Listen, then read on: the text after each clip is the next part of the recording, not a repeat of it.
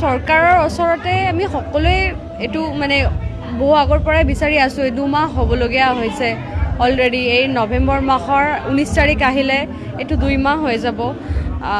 মানে তদন্ত কেনেকৈ চলি আছে মানে আমাৰ চবতকৈ আচৰিত কথা এতিয়ালৈকে জানিবই পৰা নাই। গৰিমা বৌ বিচাৰি আছে, আমিও বিচাৰি আছোঁ। সেইদিনা আচলতে কি হৈছিল আমি এতিয়ালৈকেও জানিব পৰা নাই। আগতে আমাক এইটো জানিব লাগে কি হৈছিল, তাৰপিছতে ন্যায়টো দিবই। ন্যায়টো পাবই লাগিব, কাৰণ আমাৰ জুবিন দা, মই আগতেও কৈছোঁ, মই সদায় এটা কথাই কওঁ, জুবিন দাটো সাধাৰণ মানুহ নাছিলে। তো জুবিন দাৰতো ন্যায় পাবই লাগিব। জুবিন দাৰ ন্যায় যদি নহয় তেতিয়াহ'লে ডাঙৰ কিবা এটা হৈ যাব। আৰু আমাৰ অসমীয়া মানুহে জুবিন দাক মানে ভগৱান তুল্য বুলি ভাবিছিলে। মই বহু আগৰ পৰাই কৈছোঁ মোৰ ভগৱান হয় বুলি। তেতিয়া মানুহে উপহাস কৰিছিলে, মানে উপলুঙা কৰিছিলে, কৈছিলে যে মানুহ কেতিয়াও ভগৱান হ'ব নোৱাৰে। কিন্তু এতিয়া সকলোৱে জয় জুবিন দা বুলি